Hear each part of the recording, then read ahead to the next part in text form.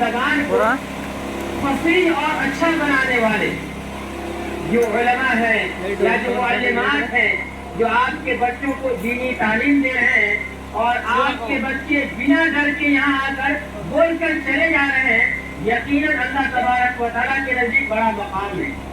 یہ تبصرہ اور اس سے زیادہ بہت سارے تبصرے ہمارے صدر صاحب کریں گے۔ میں ایک بات بتانا چاہتا ہوں کہ یہاں آ کر بولنا کوئی معمولی نہیں ہے۔ دارا سنگھ کا نام سنے؟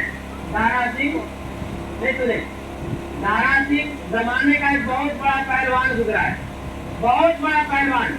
ایک مرتبہ اسی طریقے سے دینی مجلس تھی، تو جیسے صدر صاحب سب کو بولنا تھا کہ بھائی آئیے بیٹھیے، تعلیم کی تقریم کی، اچھی بات ہے۔ دارا سنگھ کو بھی اسٹیج پہ لایا گیا، بڑا پہلوان، اپنے زمانے کا سب کو ہرانے والا پہلوان لایا گیا، اور جب سب لوگ بیان کر لیے تو دارا سنگھ سے کہا گیا آپ مشہور پہلوان ہیں، 2 منٹ ذرا تبصرہ کیجیے، کچھ نصیحت کر دیجیے۔ اب وہ تو تھا پہلوان، لیکن ضروری نہیں ہے کہ جو پہلوان ہو وہ بولنے والا بھی ہو۔ وہ آیا اسٹیج پہ، آنے کے بعد سوچنے لگا تو بولوں تو کیا بولوں۔ جب کچھ سمجھ میں نہیں آیا تو دارا سنگھ نے کیا کہا، بھائیو دیکھو ایکسرسائز کرنا صحت کے لیے اچھا ہے، ایکسرسائز کرتے رہو، اتنی بات بول کے جا کے بیٹھ گئے۔ جب وہ بیٹھے تو دیکھنے والوں نے دیکھا کہ ان کے سر سے پسینہ ٹپک رہا ہے۔ 2 بات بولنے میں اتنے بڑے پہلوان کا پسینہ چھوٹ گیا، اور آپ کے چھوٹے چھوٹے بچے الحمدللہ 3:30 بجے کے بعد سے لے کے مغرب تک اتنے بہترین انداز میں، اتنے خوبصورت انداز میں ماشاءاللہ آپ کو مختلف موضوعات پر، مختلف ٹاپک پر باتیں بتائیں۔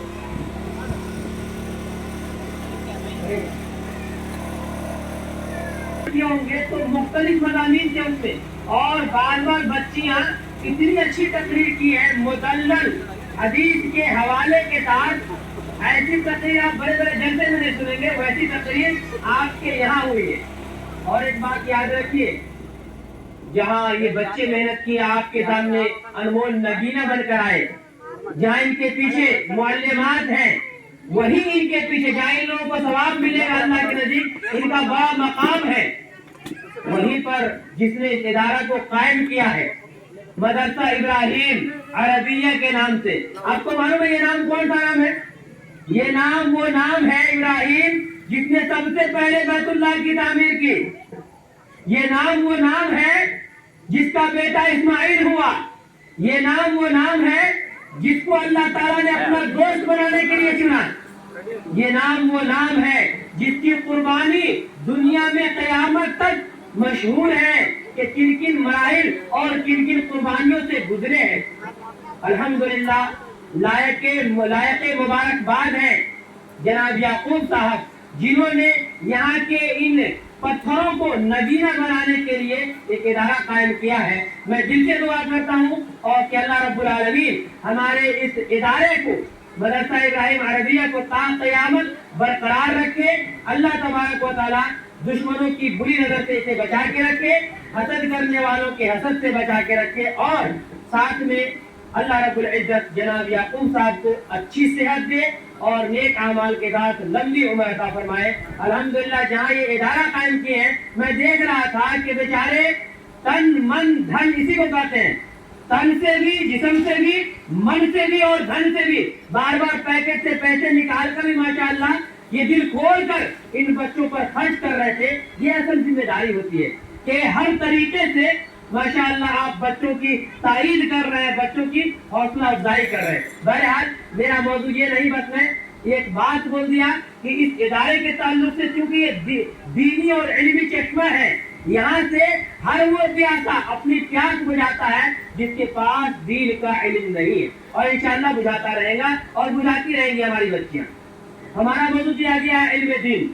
علم دین کی اہمیت و فضیلت ہم سب جانتے ہیں۔ اللہ تبارک و تعالیٰ نے قرآن مجید کی سب سے پہلی سورت اور سب سے پہلی جو 5 آیت نازل کی، وہ اسی دین اور علم کے متعلق اللہ نے نازل کیا۔ آپ کو یاد ہوگا اللہ تبارک و تعالیٰ نے فرمایا اقرأ باسم ربک الذی خلق خلق الانسان من علق اقرأ وربك الأكرم الذي علم بالقلم علم الإنسان ما لم يعلم اللہ رب العالمین سب سے پہلے انسانوں کے لیے کہا کہ اے نبی صلی اللہ علیہ وسلم آپ اپنی قوم سے فرمائیے، آپ کے لوگوں سے فرمائیے، اقرا کیا ہے لوگوں، سب سے پہلے جب تم دنیا کے اندر اپنی آنکھیں کھولو اور سب سے پہلے ذہن جب تمہارا کشادہ ہو جائے تو سب سے پہلے پڑھنے کو ترجیح دو، سب سے پہلے پڑھنے کے اوپر اپنی پوری توجہ دو۔ اسی تعلیم کے اوپر ہمیں بھی چاہیے کہ اپنی بیٹیوں کو اور اپنے بیٹوں کو تعلیم دینا چاہیے اور توجہ دینے کی ضرورت ہے۔ قرآن کی چوٹیوں سے ٹکرانے والی وہ سب سے پہلی آیت جسے اللہ کے نبی صلی اللہ علیہ وسلم کو جھنجھوڑ کر رکھا گیا، جب کہا گیا ہے اللہ کے نبی صلی اللہ علیہ وسلم اقرا، اللہ کے نبی نے کہا ما انا بقاری، میں تو پڑھنا نہیں جانتا، فرشتے زور سے دبا کر کہا پھر پڑھو اقرا، پھر انہوں نے یہی جواب دیا۔ بہرحال کئی مرحلے ہوئے اور آپ کو کہا گیا کہ یہ 5 آیتیں دی گئی ہیں پڑھنے کے تعلق سے۔ محترم سامعین، دوسری آیت سورۃ المجادلہ سورہ نمبر 58 50 کو 8 آیت نمبر 11 میں ہے۔ اللہ رب العالمین نے مقام بیان کیا ہے، کن کا مقام؟ یہ مقام ہے پڑھنے والوں کا، علم والوں کا۔ يرفع الله الذين آمنوا منكم والذين اوتوا العلم درجات، اللہ تعالیٰ نے ایمان والوں کا اور علم والوں کے درجات کو بلند کر دے گا جب وہ علم کے ساتھ ایمان لائیں گے، ایمان کے ساتھ علم کو رکھیں گے۔ دونوں لازم ملزوم چیز ہے، کبھی اللہ رب العالمین نے علم کو پہلے لایا ہے، کبھی علم کو بعد میں لایا ہے۔ یہاں پر دیکھیں يرفع الله الذين آمنوا منكم، پہلے ایمان کا ذکر کیا، والذین اوتوا العلم درجات، علم کا تذکرہ کیا۔ اب دیکھیں دوسری آیت، اگر آپ پڑھیں گے سورۃ الروم سورہ نمبر 30 آیت نمبر 50 کو 6 میں اللہ نے فرمایا وقال الذین اوتوا العلم والایمان، اور ان لوگوں نے کہا جن کو علم دیا گیا اور ایمان دیا گیا۔ اللہ نے یہاں علم کا تذکرہ پہلے کیا، ایمان کا تذکرہ بعد میں کیا۔ معلوم یہ ہوا اگر کسی انسان کے پاس علم ہے ایمان نہیں ہے تو یاد رکھیے وہ ایمان لے آ سکتا ہے علم کے ذریعے، لیکن کسی کے پاس ایمان تو ہے لیکن علم نہیں ہے، ہو سکتا ہے کہ وہ بغیر علم کے اس کا ایمان ضائع ہو جائے۔ بغیر علم کے ایمان کوئی فائدہ نہیں دے گا، یاد رکھیے، کیونکہ آپ کو معلوم نہیں ہے ہم ایمان کس پہ لائیں۔ اللہ پر لانا ہے یہ علم آپ کو ہونا چاہیے، اللہ کی کتابوں پر لانا ہے یہ علم آپ کو ہونی چاہیے، اللہ کے رسولوں پر لانا ہے کیسے لانا، زبان سے، ہاتھ سے، دل سے کیسے، اس کا علم ہونا ضروری ہے۔ اور اگر آپ پڑھیں گے سورۃ الحج سورہ نمبر 20 کو 2 اور آیت نمبر 50 کو 4 میں اللہ تبارک و تعالیٰ نے نقشہ کھینچا ہے کہ علم جہاں ایمان کے لیے رہنما ہے وہی علم ایمان کے لیے بھی اور خشوع و خضوع کے لیے بھی ایک روشنی ہے۔ فرمایا اللہ رب العالمین نے اسی علم کا حوالہ دیتے ہوئے وَلِيَعْلَمَ الَّذِينَ أُوتُوا الْعِلْمَ، اور جان لے وہ لوگ جن کو علم دیا گیا ہے أَنَّهُ الْحَقُّ مِنْ رَبِّكَ، کہ یہ کتاب قرآن مجید یہ اللہ تبارک و تعالیٰ کی جانب سے برحق ہے۔ فَيُؤْمِنُوا بِهِ، جب اس کے پاس علم آ جائے گا فَيُؤْمِنُوا بِهِ تو وہ ایمان لے آئیں گے، ایمان سے اپنے دل کو محظوظ فرمائیں گے، اور جب ایمان آ جائے گا فَتُخْبِتَ لَهُ قُلُوبُهُمْ، ان کا دل جھک جائے گا تقویٰ سے۔ معلوم یہ ہوا علم ہے تو ایمان ہے، ایمان ہے تو آپ کا دل اللہ رب العالمین کے سامنے جھکے گا۔ ایمان نہیں ہے، علم نہیں ہے، ایمان نہیں ہے تو آپ متقی بھی نہیں بن سکتے۔ متقی بننے کے لیے ضروری ہے کہ آپ کے سینے میں علم دین کا ہونا ضروری ہے، علم دین۔ ایک طرف اور آگے بڑھیے، جتنے بھی انبیاء دنیا میں آئے ہیں تمام نبیوں کو معجزے دیے گئے۔ معجزہ کہتے ہیں میراکل، ایسی چیز جو انہونی ہو اور ہو جائے۔ مثال کے طور پہ اللہ کے نبی کو معجزہ دیا گیا تھا، کیا؟ اللہ کے نبی صلی اللہ علیہ وسلم نے چاند کی طرف اشارہ کیا، اللہ کے حکم سے چاند 2 ٹکڑے ہو گئے۔ اللہ کے نبی کو معجزہ دیا گیا تھا جب آپ قضاء حاجت کے لیے باہر جاتے درختوں کو اشارہ کرتے 2 درخت آ کر آپس میں مل جایا کرتا تھا۔ یہ اللہ کے نبی کا معجزہ، اللہ کے نبی صلی اللہ علیہ وسلم کے لیے درخت میں سلام کرتے اور پتھر بھی۔ جب اللہ کے نبی صلی اللہ علیہ وسلم بہت پہاڑ پر چڑھ رہے تھے تو پہاڑ حرکت کرنے لگی، اللہ کے نبی نے پیر مارا، بات اس وقت خبردار ثابت ہو جاؤ، اے وہاں معلوم ہے تیرے اوپر کون ہے۔ ہاں معلوم ہے تیرے پر کون ہے؟ تیرے پر نبی ہے، صدیق ہے اور عمر ہے. یہ سب معجزات ہیں. جتنے بھی انبیاء ہیں سب نبیوں کو اللہ نے عملی معجزہ دیا اور اس کو عملی معجزہ کہتے ہیں. جیسے عیسیٰ علیہ السلام کو اللہ تبارک و تعالیٰ نے یہ معجزہ دیا تھا کہ جب عیسیٰ علیہ السلام کے سامنے کوئی اندھا آتا تھا اور کہتا تھا کہ مجھے سے شفا چاہیے، عیسیٰ علیہ السلام اپنا ہاتھ ان کے چہرے میں پھیر دیتے تھے، ان کی بدولت موت آتی تھی. کوئی گنجا کر کہتا تھا میرے سر پہ بال نہیں ہے، مجھ کو بال چاہیے، اللہ کے حکم سے وہ ان کے سر پہ ہاتھ پھیرتے تھے، اللہ رب العالمین اس کے گنجاپن کو دور کرتا تھا. اگر کوئی شخص بیمار ہوتا تھا اور اس کو کون کی بیماری یا کوئی بیماری ہوتی تھی، اللہ کے حکم سے اس کے اس چیز پر ہاتھ پھیرتے تھے، اللہ رب العالمین اس کی بیماری دور کر دیتا تھا. معلوم یہ ہوا اللہ رب العالمین نے عیسیٰ علیہ السلام کو جو معجزہ دیا تھا وہ عملی معجزہ تھا. دکھاتے تھے، لوگ دیکھتے تھے. ایک موسیٰ علیہ السلام اللہ نے معجزہ دیا تھا، کیا معلوم ہے؟ لاٹھی، ایک لاٹھی دیا تھا. اے موسیٰ تم ڈرو نہیں، یہ بڑے بڑے جادوگر جو تمہارے سامنے ہیں یہ اپنی رسی پھینک کر جو سازوں کا مظاہرہ کروا رہے ہیں تم اسے بالکل نہ ڈرو. تیرے ہاتھ میں کیا ہے موسیٰ؟ کہا لاٹھی ہے. کہا کہ زمین پر ڈال دو. جیسے موسیٰ علیہ السلام نے لاٹھی کو زمین پر ڈالی، چلتا پھرتا بڑا اژدہا سانپ بن گیا. معجزہ تھا. ایسے موسیٰ علیہ السلام بھاگ رہے قوم سے بچ کر، سامنے دریا آ گیا. گھبرا گئے، جائے تو کہاں جائے؟ اللہ تبارک و تعالیٰ نے کہا موسیٰ گھبراتے کیوں ہو؟ سامنے کیا ہے؟ پانی ہے، دریا ہے. اے موسیٰ تیرے ہاتھ میں کیا ہے؟ کہا کہ یہ لاٹھی ہے. کہا کہ مار زمین پر، اس پانی پر مارو. موسیٰ علیہ السلام نے پانی پر لاٹھی مارا اور سمندر نے راستہ دے دیا. یہ معجزہ تھا. اور یہ کون سا معجزہ تھا؟ عملی معجزہ. اب دیکھیے اللہ کے نبی صلی اللہ علیہ وسلم کو ایک عملی معجزہ دیا گیا اور دوسرا معجزہ علمی معجزہ دیا گیا. کسی نبی کو علمی معجزہ نہیں دیا گیا تھا، صرف اللہ کے نبی صلی اللہ علیہ وسلم کو. علمی معجزہ کیا ہے؟ یہ جو آپ کے بچے پڑھ رہے ہیں، تعلیم حاصل کر رہے ہیں، یعنی قرآن. جب اللہ تبارک و تعالیٰ نے قرآن کو نازل کیا اس وقت بھی کفار کے لیے اور بڑے بڑے عربی دانوں کے لیے، عرب جہاں پر سارے کے سارے لوگ عربی بولتے ہیں، جاہل لوگ جو گاؤں کے ہوتے ہیں، دیہاتوں کے ہوتے ہیں، وہ زیادہ فصیح عربی بولتے ہیں، ان کے لیے قرآن اس وقت بھی چیلنج تھا.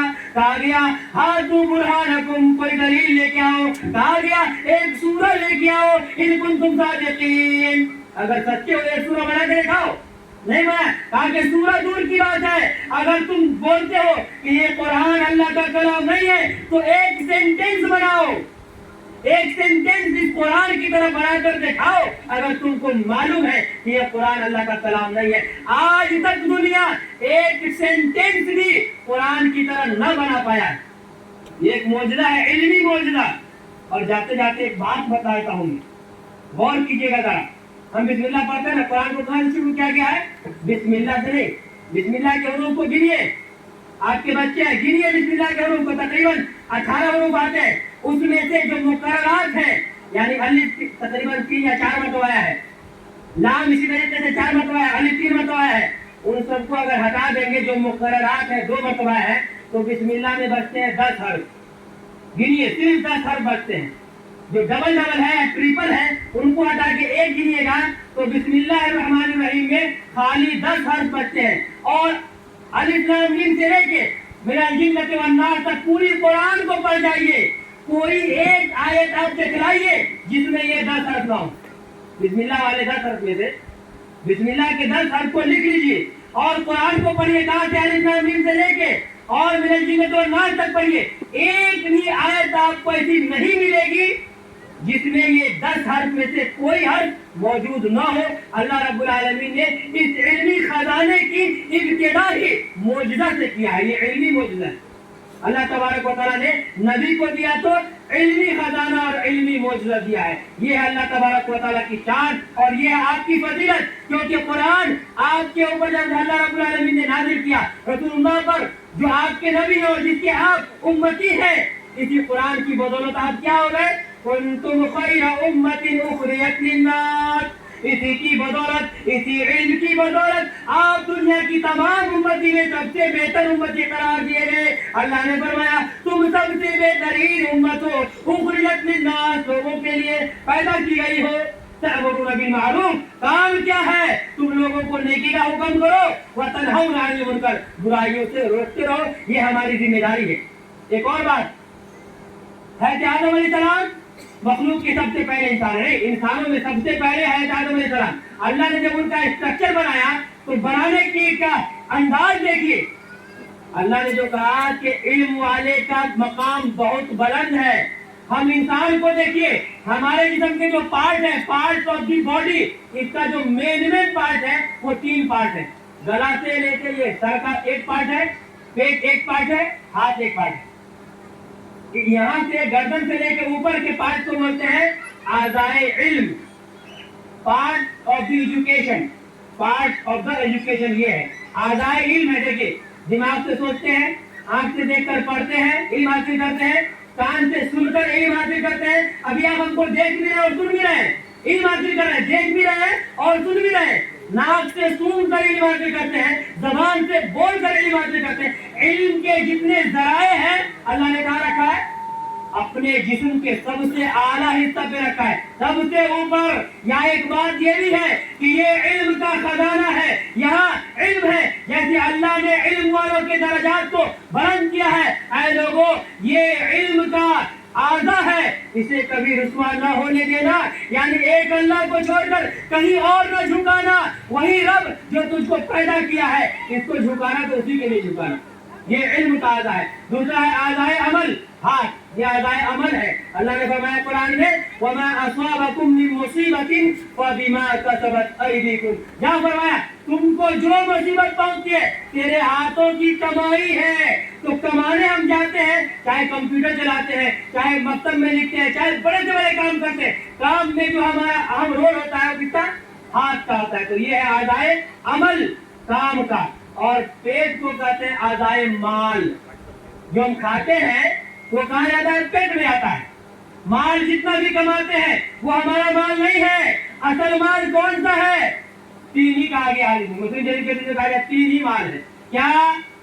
यक़ूलुल अब्दु माली माली, बंदे इंसान पूरी जिंदगी ये कहता रहता है, हाय मेरा माल, हाय मेरा माल, बिल्डिंग मेरी माल है, ये जायदाद मेरी माल है, ये जमीन मेरा माल है, ये गाड़ियां मेरा माल है, ये सारी की सारी चीजें जो दिख रही वो मेरा माल है। अल्लाह के नबी ने कहा वमा लहु मिन मालिन इल्ला सलास, इंसानों के माल में से सिर्फ 3 चीजें हैं जो उसके असल माल है। मा अकला फअफना, जो खा लिया, खाकर हजम कर दिया, वही उसका माल है। वमा लबिसा फअबला, पहन कर गंदा कर दिया, फाड़ दिया, ये आपका असल माल है। वमा तसद्दक़ा फअबक़ा, जो आपने सदका किया ये आपका माल है। उनमें से एक अहम माल कौन है? मा अकला फअफना, खाए पेट में गया, ये आपका असल माल है। और जिस तरीके से हम खाकर हजम करते हैं उसको बाहर निकालना पड़ता है कि नहीं? अगर नहीं निकले तो इंसान मर जाएगा, है कि नहीं? जी, बताना ये है कि जैसे माल हम खाकर अगर ना निकले तो हम मर जाए, बर्बाद हो जाए, उसी तरीके से जब आपके पास माल हो और आप ज़कात के मुस्तहिक हो जाए, ज़कात के निसाब को पहुंच जाए वो माल, तो उसमें से ज़कात निकाल दो। वरना जैसे खाने के बाद ना निकले मर जाओगे, बर्बाद हो जाओगे, वैसे ही माल रहे तेरे पास और उसका ज़कात ना, उसकी ज़कात ना दी जाए तो तुम्हें वो हलाक को बर्बाद कर देगा।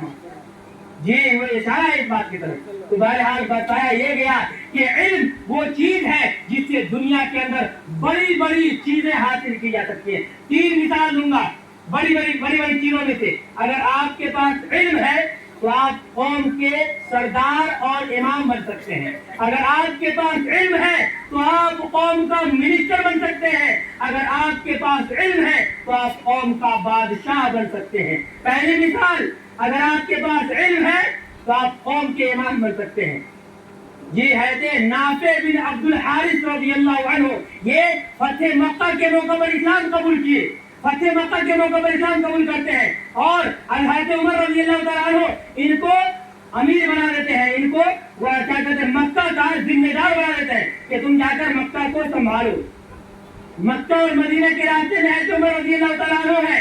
ادھر سے دیکھ رہے ہیں کہ نافع بن عبد الحارث یہ ادھر سے آ رہے ہیں، مکہ کے راستے سے آ رہے ہیں، مدینے کے راستے میں جا رہے ہیں، راستہ میں حضرت عمر رضی اللہ تعالیٰ عنہ قیام فرمائے، جب وہ دیکھتے ہیں کہ نافع آ رہے ہیں وہ بڑھ کر استقبال کرتے ہیں، سوال کرتے ہیں، اے نافع میں نے تم کو ذمہ داری دی تھی، اے نافع میں نے تم کو کہا تھا کہ مکے کا ذمہ دار تم بن کر رہو، بتاؤ ذرا تم تو یہاں آ گئے ہو، وہاں ذمہ داری کون سنبھالنا ہے، تیری جگہ پہ امامت کون کرا رہا ہے، تیری جگہ پہ تمہارا دوسرا ذمہ دار کون ہے؟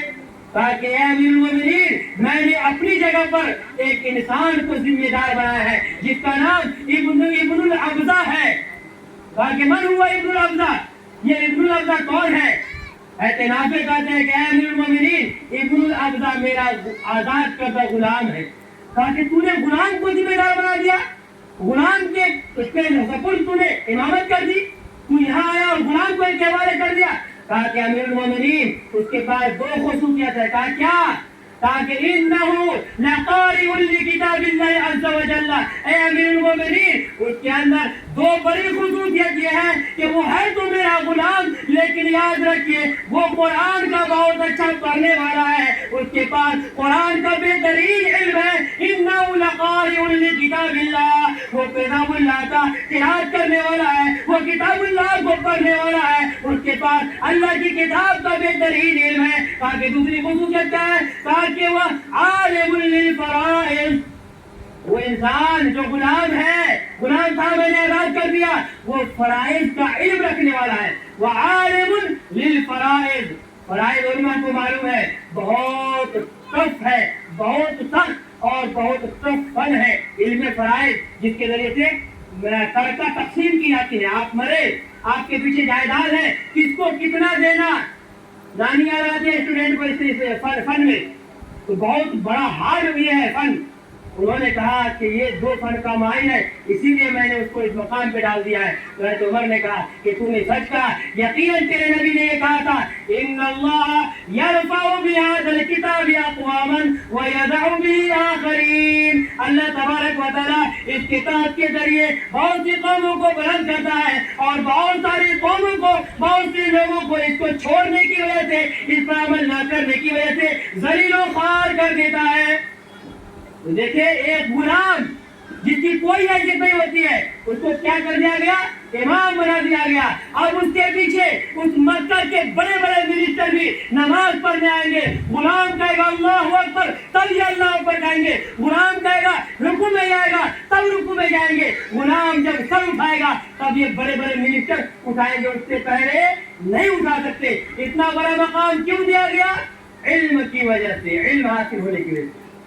اور ایک آخری سیکنڈ لاسٹ مثال، ایک اور بات میں نے بتائی تھی کہ اگر آپ کے پاس علم ہو آپ منسٹر بن سکتے ہیں۔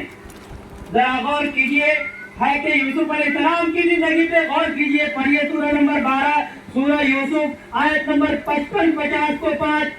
اللہ رب العالمین نے اس میں نقشہ کھینچا ہے حضرت یوسف علیہ السلام کے لیے۔ جب یوسف علیہ السلام بادشاہ ملک نے، بادشاہ مصر نے اسے قید کر کے قید خانے میں ڈال دیا، جیل میں ہے یوسف علیہ السلام، اللہ کے نبی ہے، لیکن اللہ تبارک و تعالیٰ نے مجھے خواب کی تعبیر بتانے کا علم عطا کیا تھا۔ حضرت یوسف علیہ السلام کے پاس، منسٹروں کے پاس سے، بادشاہوں کے پاس سے سخرایا کرتے تھے کہ آج یہ خواب دیکھا گیا ہے، آج یہ خواب دیکھا گیا ہے، بادشاہ وقت نے یہ خواب دیکھا ہے، ذرا اس کی تعبیر بتائیے۔ خواب کیا ہے؟ بتایا بادشاہ نے یہ خواب دیکھا ہے کہ 7 موٹی گائے ہیں، 7 موٹی گائے اور 7 دبلی گائے، دبلی گائے موٹی گائے کو کھا رہی ہے، عجیب و غریب ہے۔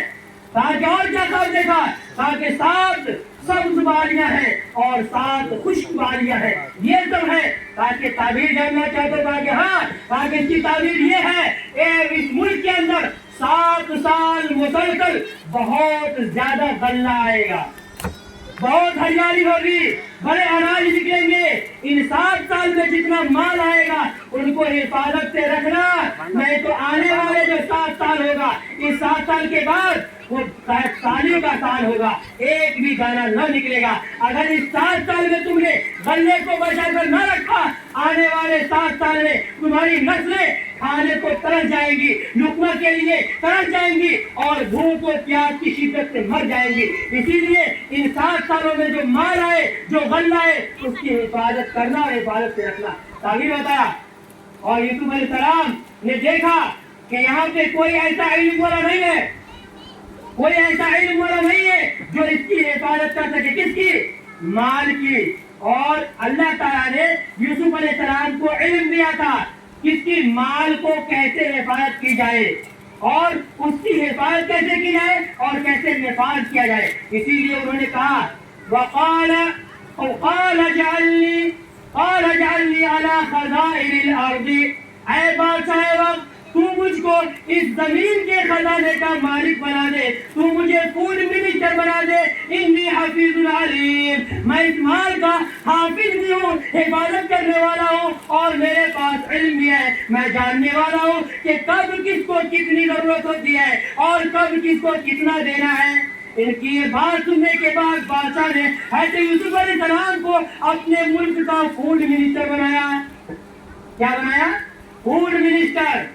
इल्म आने के बाद एक ने इमाम बना तो दूसरे फूड मिनिस्टर बन गए। आखिरी मिसाल, इल्म आपके पास होगा, आपके बच्चों के पास होगा तो याद रखिए आप खलीफा बन सकते हैं, आप बादशाह बन सकते हैं। उसकी मिसाल पढ़िए सूरह बकरा, सूरह नंबर 2 आयत नंबर 240 को 7, उसमें नक्शा खींचा गया है। किसके तरफ? हज़रत तालूत जो अल्लाह के नबी हज़रत शमूएल, एक अल्लाह के नबी हैं, उनका नाम 2 आया है, एक शमूएल भी आया है और एक शमूएल भी आया है। जब मूसा अलैहिस्सलाम का जमाना खत्म होता है, मूसा अलैहिस्सलाम के जमाना खत्म होने के बाद बनी इस्राइल अपने पीछे दीन की तरफ पलट गए, यानी बनी इस्राइलियों ने शिर्क व बिदअत करना शुरू कर दिया था, बड़े बड़े खुराफात करने लगे, एक अल्लाह की जगह पर कई खुदाओं को मानने लगे थे और उसी जमाने में बहुत ज्यादा बुराई आम हो गई थी। अल्लाह तबारक व तआला ने अज़ाब के तौर पर उस कौम को आजमाना शुरू कर दिया था और अज़ाब उसके कौम पर अज़ाब लाना शुरू कर दिया। कई तरीके से आजमाइश की गई और जब उन लोगों ने तौबा की, ख्वाहिश जाहिर की तो हज़रत शमूएल को नबी बनाकर भेजा। वो गए, लोगों को कहा कि तुम अल्लाह की तरफ आओ, अल्लाह की बात को मानो। उसी बीच में एक मामला हो गया। जालूत जो उस कौम का बड़ा जालिम था, उसने तालूत और उसकी कौम, जो कौम थी उसका एक बड़ा संदूक था, क्या कहते हैं, संदूके सकीना, उसको उठा के लेकर चला लिया। यानी उन लोगों का अकीदा ये था कि बड़े से बड़े जंग में अगर हम ये संदूक लेके जाएंगे तो हम जंग जीतेंगे ही। तो जंग जीतने के लिए वो लोग चोरी करके ले गए। अब इस कौम ने कहा शमूएल से कि अल्लाह से दुआ कीजिए कि अल्लाह हमारे लिए कोई बादशाह बनाए, उस बादशाह की निगरानी में हम जंग करेंगे किससे? जालूत से, और अपना खजाना वापस लेंगे। उन्होंने दुआ किया और कहा कि अल्लाह तबारक व तआला ने तुम्हारे लिए तालूत को बादशाह बनाया है। हमारा कन तुम्हारा बादशाह तालूत है। कहा कि ये तालूत कैसे हमारा बादशाह होगा? तालूत तो हमारे कौम का गरीब आदमी है, उसके पास तो न माल है न हैसियत है, हमसे कमजोर है, हमारे पास माल है, हमारे पास जायदाद है, लेकिन वो कैसे हमारा बादशाह हो सकता है? ऐसे शमूएल ने जवाब दिया, इन्नल्लाह तफ़ाहु, मैंने नहीं बल्कि तेरे रब ने उसे तुम्हारे ऊपर बादशाह बनाया है। और एक बात था वज़ादहु बस्ततन फिल इल्मि वल जिस्म। क्यों तेरा बादशाह मालूम है? वो गरीब है मालूम है, लेकिन वो बादशाह क्यों बनाया गया? वज़ादहु बस्ततन फिल इल्मि वल जिस्म, अल्लाह ने उनको इल्म ज्यादा दिया है और वो जिस्मानी एतबार से मजबूत है। हुकूमत करने के लिए इल्म की जरूरत और जिस्मानी ताकत की जरूरत। बाद मुफस्सिरीन ने कहा कि अल्लाह ने उनको इल्म दिया और इल्म के नाफिज करने का भी तरीका उनको मालूम था। वज़ादहु बस्ततन फिल इल्मि वल जिस्म, जिस्म से मुराद इल्म के नाफिज करने का इल्म, तरीका। तो अल्लाह ने उनको इल्म दिया। अगर वो गरीब है तुम्हारा बादशाह वही होगा। क्यों? क्योंकि उसके पास इल्म है। आपने 3 मिसालें देखी, तीनों मिसालों में अल्लाह रब्बुल आलमीन ने इल्म वालों के मकाम को कितना बड़ा किया, उनकी अजमत को कितना बुलंद किया। उसी तरीके से अगर आप देखेंगे ہماری عورتوں کے اندر الحمدللہ حضرت عائشہ کا نام کون نہیں جانتے ہیں؟ تاریخ میں سب سے زیادہ حدیث یاد کرنے والی ایک خاتون کے اندر، عورتوں کے اندر حضرت عائشہ رضی اللہ تعالی عنہا کی 2200 کچھ حدیثوں کو انہوں نے زبانی یاد کیا تھا الحمدللہ. اور ان کے علاوہ کئی خواتین اسلام ہیں جنہوں نے علم کے میدان میں اپنا سکہ جمایا. بہت ساری خواتین تھی جو فقہ کی ماہر تھی. حضرت عائشہ رضی اللہ تعالیٰ عنہ سے بڑے بڑے مرد صحابی آ کر علم حاصل کرتے تھے. فقہ کے میدان میں، تفسیر کے میدان میں، علم قرآن کے میدان میں بڑی ماہرہ تھی. کون یہ؟ اور اگر آپ حالات حاضرہ کو دیکھیں گے، علامہ الوانی اتنے بڑے محدث، ان کے کام جو ادھورے رہ گئے تھے ان کی بیٹی نے پورا کیا. اور اگر آپ دیکھیں گے تفسیر ابن کثیر، علامہ ابن کثیر 4 سال کی عمر میں ان کے بعد مر گئے. یتیمی کے زمانے میں زندگی گزارنے والے وقت کے اتنے بڑے امام اور عالم بنے کہ تاریخ کی سب سے مشہور کتاب البدایہ والنہایہ پر لکھا. جی اس کے علاوہ آپ دیکھ لیجیے علامہ ابن باز اندھا ہونے کے باوجود وقت کا مفتی بن گئے. حافظ ابن حجر اسقلانی سب جانتے ہیں جو بلوغ المرام پڑھنے والے ہیں. حافظ ابن حجر اسقلانی کو پڑھانے والے، ان کا سپورٹ کرنے والے کوئی مرد نہیں، ان کی بہن تھی. وہ کہتی ہیں، وہ کہتے تھے کہ میں میرے ماں کے بعد یہ میری بہن میری ماں ہے. اتنا سپورٹ کرتی تھی. معلوم یہ ہوا کہ اگر ہم چاہتے ہیں اپنی بیٹیوں کو آگے بڑھائیں علم کے میدان میں تو ان جیسے اداروں کو قائم رکھیے اور ان جیسے لوگوں کو جو اخلاص کے ساتھ آپ کی بیٹیوں کے لیے تعلیم کا انتظام و انتظام کراتے ہیں مکمل طریقے سے اللہ کے لیے سپورٹ کیجیے. انشاءاللہ اللہ دنیا میں بھی آپ کو اچھا رکھے گا اور آخرت میں اس کا اجر جزیل سے نوازے گا. اللہ سے دعا ہے کہ اللہ تبارک و تعالی ہمیں اور آپ کو کہنے سننے سے زیادہ عمل کرنے کی توفیق عطا فرمائے. اللہ تبارک و تعالی ہم تمام مسلمانوں کو علم دین حاصل کرنے اور اس کے لیے جو قربانیاں ہوتی ہیں ہمیں قربانیاں دینے کی توفیق عطا فرمائے. اپنے بچے اور بچیوں کو اس کی طرف رغبت دلانے کی توفیق عطا فرمائے. جو کچھ ہم نے کہا اللہ تعالی ہمیں اس پر عمل کرنے کی توفیق عطا فرمائے. وما توفیق الا باللہ وما علینا الا البلاغ. والسلام علیکم ورحمۃ اللہ وبرکاتہ.